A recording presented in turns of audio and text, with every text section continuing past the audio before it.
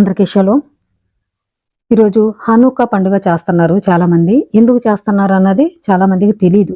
అయితే 9 దీపాలు మాత్రం వెలిగిస్తారు. కానీ దీని వెనక ఇశ్రాయేలీలు పడిన అనేక శ్రమల గురించి చాలామందికి తెలీదు.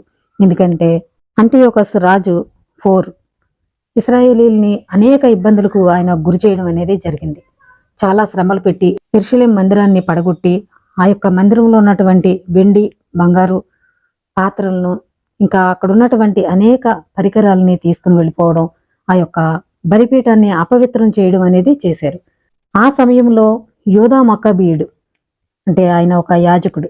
అలాంటి శత్రువులందరినీ కూడా ఆయన జయించి తిరిగి యెరూషలేము మందిరాన్ని పవిత్రపరిచి ఈ యొక్క కిస్లెవ్ 25వ తారీఖున ఆ మందిరాన్ని పవిత్రపరిచి ఆ బలిపీఠాన్ని అపవిత్రం చేసినటువంటి బలిపీఠపు రాళ్లను భూమిలో పాతిపెట్టి క్రొత్త రాళ్లతో బలిపీఠాన్ని నిర్మించి ఈ యొక్క కిస్లెవ్ 25వ తారీఖున అక్కడ క్రొత్త మెనోరాను కూడా పెట్టడం అనేది జరిగింది.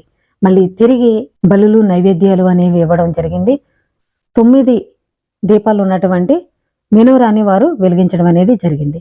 ఈ యొక్క 9 దీపాలు కూడా ఒక్క రోజుకి సరిపడా ఒలీవ నూనె, స్వచ్ఛమైన ఒలీవ నూనె మాత్రమే ఉంది ఆ రోజు. అయితే అద్భుతంగా తండ్రి మళ్ళీ అది తీసుకురావాలంటే చాలా సమయం పడుతుంది. కాబట్టి ఆ స్వచ్ఛమైనటువంటి ఒలీవ నూనె 8 రోజులు వచ్చేలాగా అక్కడ అద్భుతం జరిగింది. కాబట్టి ఈ యొక్క కిస్లెవ్ 25వ తారీఖున యెరూషలేము మందిరాన్ని పవిత్రపరిచి ఆ బలిపీఠాన్ని మళ్ళీ నిర్మించి 9 దీపాల మెనోరాని వెలిగించి మొదటి రోజు మొదటి దీపము మధ్యలో ఉన్నటువంటి దీపాన్ని వెలిగించడం అనేది జరుగుతుంది. ఈ 9 దీపాలు ఉన్నటువంటి దీపాలను వెలిగిస్తారు. ఈ మధ్యలో ఉన్నటువంటి దీపాన్ని షామాష్ అంటారు. అంటే సహాయకుడు లేక సేవకుడు అని అర్థము. అయితే మొదటి దీపము, ఈ మధ్యలో ఉన్న దీపము మొదటి రోజు వెలిగిస్తారు. అలాగే రెండవ రోజు 2 దీపాలు, మధ్యలో ఉన్న దీపము వెలిగించాలి. అలాగే మూడవ రోజు 3 క్యాండిల్స్, మధ్యలో ఉన్న క్యాండిల్స్, అలా 8 రోజులు కూడా అలా ఒకటి పెంచుకుంటూ ఈ యొక్క 9 దీపాలను వెలిగించడం అనేది జరుగుతుంది. ఈ యొక్క కిస్లెవ్ 25వ తారీఖున హనుకా పండుగ, ఇంకా కయీను హేబేలును చంపినటువంటి రోజు కూడా ఈ యొక్క కిస్లెవ్ 25వ తారీఖు. భూమి మీద జరిగినటువంటి మొట్టమొదటి హత్య కయీను హేబేలుని చంపడం. కాబట్టి ఈ యొక్క పండుగ గురించి, ఈ పండుగలో ఇశ్రాయేలీలు ఈ యొక్క రాజు యొక్క అధికారుల చేత హింసింపబడ్డారు అనే విషయాల గురించి మనం ఇంకా తెలుసుకుందాం. ఆ రోజులలోనే యూదా మతమునకు, ధర్మశాస్త్రమునకును కట్టుబడి జీవించు నిష్ఠాపరులు కొందరు శత్రువులు పెట్టు ఘోర బాధలను భరించజాలక తమ పశువులను, పిల్లలను, భార్యలను తీసుకుని అరణ్యమునకు వెళ్ళిపోయి అచ్చట మొరలిడిరి. రాజు ఆజ్ఞను ధిక్కరించిన యూదులు కొందరు అరణ్యమునకు పారిపోయి అచ్చట తలదాచుకున్నారని రాజు ఉద్యోగులకు, యెరూషలేము దగ్గరనున్న సైనికులకును వార్త చేరెను. కనుక వారిని పట్టుకొనుటకు ఒక పెద్ద సైనిక బృందము వెళ్ళెను. ఆ సైనికులు యూదులు దాగుకొని ఉన్న చోటికి వచ్చి వారి చెంత విడిది చేసెను. విశ్రాంతి దినమును వారి మీద పడ నిశ్చయించుకునేది. ఆ సైనికులు యూదులను చూచి, తరుణం ఇంకనూ మించిపోలేదు. మీరు దాగి ఉన్న తావు నుండి వెలుపలికి వచ్చి రాజు ఆజ్ఞకు తలయొగ్గిన మేము మీ ప్రాణములను కాపాడుదుము అని కేకలు పెట్టిరి. కానీ ఆ యూదులు, మేము ఇక్కడ నుండి వెలుపలికి రాము, మేము రాజు ఆజ్ఞను పాటించము, విశ్రాంతి దినమును అపవిత్రము చేయము అని బదులు పలికిరి. శత్రు సైనికులు వెంటనే వారి మీద పడిరి. కానీ యూదులు విరోధులను ఎంతమాత్రమును ఎదిరింపక మెదలకుండా ఉండిపోయిరి. వారు శత్రువుల మీద రాళ్లు విసరను లేదు, తాము దాగి ఉన్న కొండ బిలములను మూసివేయను లేదు.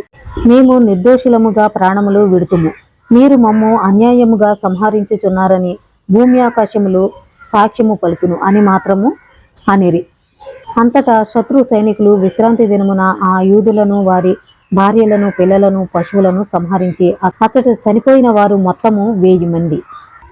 అంటే రాజు ఆజ్ఞకి లోబడకుండా కొంతమంది కొండ గుహల్లోకి, వాటిల్లోకి వెళ్ళిపోయి అక్కడ దాక్కోవడం అనేది జరిగింది. అయితే ఆ యొక్క సైనికులు అక్కడికి వచ్చి, మీరు ఇప్పటికైనా మించిపోయింది లేదు, బయటికి రండి, మీరు బ్రతుకుతారు అని చెప్పడం అనేది జరిగింది. అప్పుడు వారు, మేము బయటకు రాము, మేము చనిపోయినా సరే ఇక్కడే చనిపోతాం, కానీ రాజు ఆజ్ఞకు మేము లోబడమని చెప్పడం అనేది జరిగింది.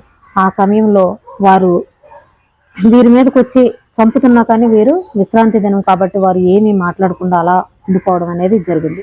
అయితే మేము నిర్దోషులము, మమ్మల్ని మీరు చంపుతున్నారు కాబట్టి ఈ యొక్క భూమి ఆకాశమే సాక్ష్యం పలుకుద్ది అని వారు చెప్పడం మాత్రమే చేశారు తప్ప ఏమీ చేయలేదు.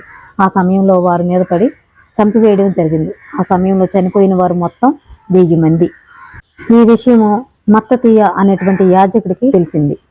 మత్తతీయ అతని అనుచరులు ఆ వార్త విని మిగుల సంతాపము చెందిరి. వారు తమలో తాము శత్రువులు వచ్చినప్పుడు మనమును ఈ ఇశ్రాయేలీల వలె మెదలకుండా ఉండిపోవలదు, మన ప్రాణములను మతమును కాపాడుకొనవలెను, ఈ అన్యమత వారితో పోరాడవలెను, వీరు మనలను అనతి కాలంలోనే నేల నుండి తుడిచిపెట్టుదురు అని అనుకునేది. కనుక వారు ఇక్కడికక్కడే ఈ క్రింది నిర్ణయము చేసుకునేది. శత్రువులెవరైనను విశ్రాంతి దినమున వారి మీదికి దాడి చేసినచో వారు ఆ శత్రువులను ఎదిరింపవలెను. వారు తోడి ఇశ్రాయేలీల వలె తాము దాగుకున్న తావులలోనే నాశనమైపోకూడదు. అటు తర్వాత ఇశ్రాయేలీలలో యూదీయులు అను భక్తులు మత్తతీయ పక్షమున చేరిరి. వారు మహావీరులు, ధర్మశాస్త్రమును నిల్వబెట్టవలయునను పట్టుదల కలవారు. ఇంకను తమ హింసలకు గురి అయిన వారు కూడా వచ్చి మత్తతీయ బృందంలో చేరిపోగా వారి బలము హెచ్చయ్యను. ఆ జనులెల్లరూ కలిసి ఒక సైనిక బృందంగా ఏర్పడిరి. ఆ బృందము వారు మహా కోపముతో యూదా మతమును విడనాడిన వారిని శిక్షింపగా వారు పారిపోయి అన్యజాతి ప్రజల శరణుజొచ్చిరి. మత్తతీయ అతని స్నేహితులు దేశమంతటా సంచారము చేసి అన్య దైవముల పీఠములను కూలద్రోసిరి. ఇశ్రాయేలీల దేశమున సున్నతి పొందని పిల్లలందరికీ బలవంతంగా సున్నతి చేయించిరి. వారు శత్రువులను కూడా హతమార్చి విజయము పొందిరి. ఆ రీతిగా ఆ బృందము వారు అన్యజాతి ప్రజల నుండి, రాజుల నుండి ధర్మశాస్త్రమును కాపాడిరి. దుష్టుడైన అంటియోకసు రాజు కోరలను ఊడబెరికిరి. అంతటా మత్తతీయకు కాలము చెల్లి మరణము ఆసన్నము కాగా అతడు కుమారులతో ఇట్లనెను, నాయనులారా, సర్వాత్ములు అధికారంలోకి వచ్చి మనలను హేళన చేయుచున్నారు. కుమారులారా, మీరెప్పుడు ధర్మశాస్త్రము పట్ల ఎనలేని భక్తి చూపవలెను. మన పితరులతో చేసుకునిన నిబంధనను నిలబెట్టుకొనును గాక. మీ ప్రాణములను అర్పించుటకైనను వెనుకాడకుడి. మన పితరులు సాధించిన కార్యములను జ్ఞప్తికి తెచ్చుకొనుడి. మీకును శాశ్వతమైన కీర్తి అబ్బును.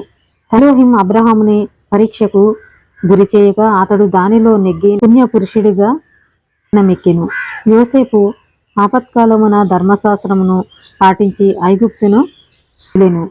పితరుడైన ఫినెహాసు మహాభక్తిని ప్రదర్శించి తరతరములు దాకా యాజకత్వమును బహుమతిగా పొందెను.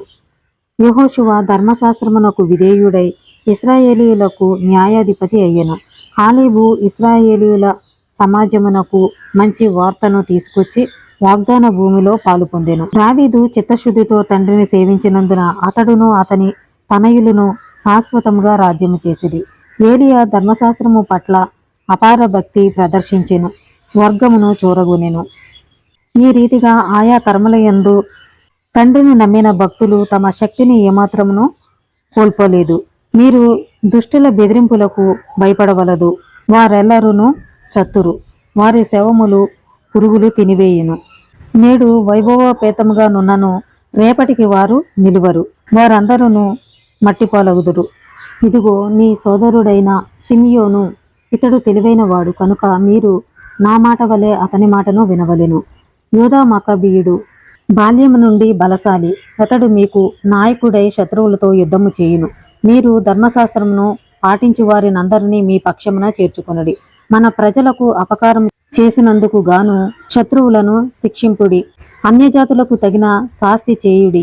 ఎల్లప్పుడూ ధర్మశాస్త్రమును జాగ్రత్తగా పాటించుడి. ఈ మాటలు చెప్పిన పిదప మత్తతీయ కుమారులను దీవించి ప్రాణము విడిచెను. మత్తతీయ తరువాత అతని కుమారుడు యూదా మక్కబీయుడు నాయకుడయ్యెను. మక్కబీయుని సోదరులను మత్తతీయ అనుచరులను అతనికి మద్దతునిచ్చిరి. వారందరూ కలిసి ఇశ్రాయేలీయుల తరపున యుద్ధము కొనసాగించిరి. యూదా తన ప్రజల కీర్తిని నలుదిశలా వ్యాపింపజేసెను. అతడు కవచములను తాల్చెను, ఆయుధములను దాల్చి రణమునకు వెడలెను, అనేక యుద్ధములను నడిపెను. స్వీయ ఖడ్గముతో తన సైన్యమును కాపాడెను. అతడు సింహము వలె పోరాడెను. కొదమ సింహము వలె శత్రువుల మీదికి దుముకెను. ధర్మశాస్త్రమును పాటింపని వారిని వెన్నాడి మట్టుబెట్టెను. తన ప్రజలను హింసించి వారిని అగ్నికి ఆహుతి చేసెను. దుర్మార్గులు అతని చూచి గడగడ వణికిరి. పాపాత్ములు అతనిని గాంచి కలవరము చెందిరి. అతడు దేశ స్వాతంత్రమును నిలబెట్టెను. చాలా మంది రాజులను ముప్పు తిప్పలు పెట్టెను. అతడు యూదియా పట్టణములలో తిరుగాడి పాపాత్ములనెల్లా హతము చేసెను. ఇశ్రాయేలీలను దైవ కోపము నుండి తప్పించెను. అతని కీర్తి దిగంతముల వరకు వ్యాపించెను. అంటియొకసు పారసీకమున నుండగానే తాను యూదియా మీదకి పంపిన సైన్యములు ఓడిపోయినని వార్త వచ్చెను. పెద్ద దండుతో పోయి పరాజయము పొంది తిరిగి వచ్చెను. యూదులు ఓడిపోయిన శత్రువుల నుండి ఆయుధములను భోజన పదార్థములను కొల్లసొమ్ము దోచుకొని పూర్వము కంటే బలవంతులైరి. వారు పూర్వము అంటియొకసు యెరూషలేము మందిరములో పీఠమును నెలకొల్పిన జుగుత్సాకరమైన విగ్రహమును పడగొట్టిరి. మందిరము చుట్టూను పూర్వపు రీతిగా పెద్ద ప్రాకారమును నిర్మించిరి. రాజునకు చెందిన నగరమును ఆక్రమించుకొని దానిని ప్రాకారములతో బలపరిచిరి. అంటియొకసు ఈ వార్తలెల్లా విని దిగ్భ్రాంతి చెందెను. ధైర్యము కోల్పోయెను. తాను కోరుకున్నట్లుగా పనులు జరగలేదు కనుక అతడు గాఢమైన విషాదమునకు గురి అయి మంచము పట్టెను. తెరలు తెరలుగా పొంగి తీవ్రమైన నిరాశ వలన చాలా కాలము జబ్బుపడి ఉండెను. తన మరణమాసన్నమైనదని గుర్తించెను. కనుక అతడు తాను రాజమిత్రుడు అన్న బిరుదును ఇచ్చిన వారినందరినీ పిలిచి, నాకు నిద్ర పట్టుటలేదు, నా హృదయము విచారంతో కృంగిపోవుచున్నది. నేను ఉదార హృదయుడను, ప్రజల అభిమానము చూరగొన్నవాడను. నా వంటివాడు ఈ విషాద సముద్రములో ఇంత లోతుగా మునిగిపోవుటకు కారణమేమి అని ఆలోచించితిని. ఇప్పుడు నేను యెరూషలేముకు చేసిన దుష్కార్యములు జ్ఞప్తికి వచ్చుచున్నవి. నేను అచట మందిరమును వెండి బంగారములను పరికరములను దోచుకొంటిని. నిష్కారణముగా యూద నివాసులను నాశనము చేసి తిని. కనుకనే ఇప్పుడు దురదృష్టము నన్ను చుట్టుకొనినది. నేను విచార మనస్కుడనై ఈ పరదేశమున కన్ను మూయుచున్నాను అని చెప్పాను. అంటియొకసు తన తప్పును తెలుసుకుని పశ్చాత్తాపడడం అనేది జరిగింది. యూదుల పట్ల ఆయన చేసినటువంటి తప్పేమిటో తెలుసుకున్నాడు. అయితే యూదా మక్కబియ అనేటువంటి ఒక యాజకుడు ఇశ్రాయేలీల పక్షాన పోరాటం చేసి వారు రాజు పెట్టినటువంటి ఆజ్ఞలు పాటించకుండా తండ్రి యొక్క ధర్మశాస్త్రాన్ని పాటించే విధంగా ఆయన ఎంతో పోరాటం చేసి వారిని రక్షించడం అనేది జరిగింది. ఆ సమయంలో అనేక మంది ఇశ్రాయేలీల్ని చంపివేయడం జరిగింది. విశ్రాంతి దినం ఆచరించకుండా, సున్నతి చేయించుకోకుండా, వారిని తండ్రి యొక్క ధర్మాన్ని పాటించకుండా చేశారు. అయితే మందిరాన్ని అపవిత్రం చేయడం అనేది జరిగింది. అయితే తిరిగి మక్కబియ అనేటువంటి ఆయన మళ్ళీ తిరిగి ఆ యొక్క మందిరాన్ని శుద్ధి చేసి ఈ యొక్క కిస్లెవ్ 25వ తారీఖున బలిపీఠాన్ని కట్టించి మెనోరా వెలిగించడం అనేది చేశారు. కాబట్టి ఈ యొక్క కిస్లెవ్ 25వ తారీఖున 9 లైట్స్ ఉండేటువంటి మెనోరాని వెలిగించడం అనేది జరుగుతుంది. ఈ పండుగ చాలా మంది చేస్తున్నారు, కానీ దాని వెనుక ఉన్నటువంటి కారణం ఏంటో చాలా మందికి తెలియదు. కాబట్టి ఇలాంటి మరిన్ని విషయాలు మీరు తెలుసుకోవాలనుకుంటే నా ఛానల్ని సబ్స్క్రైబ్ చేయండి. అందరికీ షలోమ్.